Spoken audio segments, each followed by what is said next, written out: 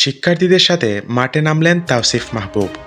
এই আন্দোলন কি শেষ নাকি এখন শুরু? খবর পাওয়া যাচ্ছে প্রত্যাহার করা হচ্ছে এই আন্দোলন।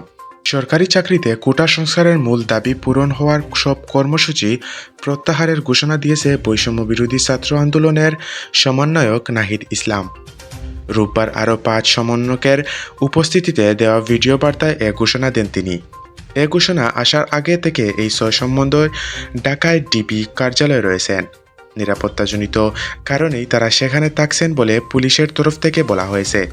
লিখিত বক্তব্যে নাহিদ বলেন, আমাদের প্রধান দাবি ছিল কোটা যৌক্তিক সংস্কার, যা সরকার ইতিমধ্যে পূরণ করেছে। এখন শিক্ষার সুষ্ঠু পরিবেশ নিশ্চিত করার লক্ষ্যে দ্রুত শিক্ষা প্রতিষ্ঠান খুলে দেওয়ার জন্য সরকারের প্রতি জোর আহ্বান জানাচ্ছি। সার্বিক স্বার্থে এই মুহূর্ত থেকে আমরা কর্মসূচি প্রত্যাহার করছি। সরকারি চাকরিতে কোটা নিয়ে আন্দোলন নেতৃত্ব দেওয়া বৈষম্য বিরোধী ছাত্র আন্দোলনের এই 6 সমন্বয় ডিবি হেফাজতে রয়েছে।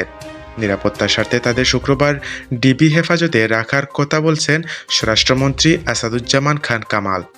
গত শুক্রবার দুপুরে ঢাকার একটি হাসপাতাল থেকে কোটা আন্দোলনের 3 সমন্বয়ক আবু বাকের মজুমদার, আসিফ মাহবুব ও নাহিদ ইসলামকে আইনশৃঙ্খলা বাহিনীর পরিচয়ে তুলে আনা হয়, কিন্তু তাদের বিষয়ে কয়েক ঘন্টা কোনো বক্তব্য দেওয়া হয়নি সরকারের পক্ষ থেকে।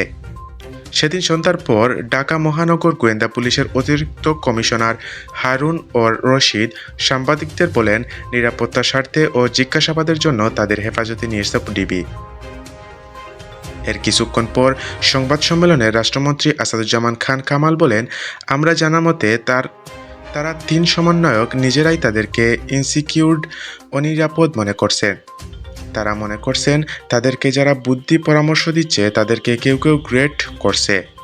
সেজন্য আমরা মনে করি তাদের সিকিউরিটির জন্য তাদের জিজ্ঞাসাবাদ করা দরকার, যে কারা তাদের থ্রেট দিচ্ছে, কারা তাদের হুমকাচ্ছে।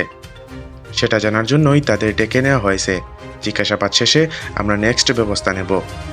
এ নিয়ে আলোচনা সমালোচনার মধ্যে শনিবার সন্ধ্যায় আরও 2 সমন্বয়ক সারজিদ আলম ও হাসনাত আবদুল্লাহকে হেফাজতে নেওয়া হয়।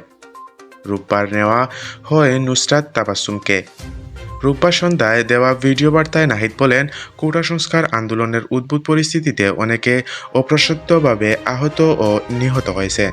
তাছাড়া রাষ্ট্রীয় স্থাপনা সহ নানা সহিংস ঘটনা ঘটেছে।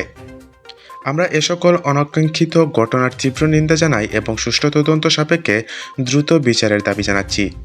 ভিডিও বার্তায় দেওয়ার সময় নাহিদের সঙ্গে আন্দোলনের অন্য সমন্বয়কদের মধ্যে সারজিদ আলম, আসিফুল মাহবুব, হাসনাত আবদুল্লাহ, আবু বাকের মজুমদার ও নুসরাত তাবাসসুমকে দেখা যায়।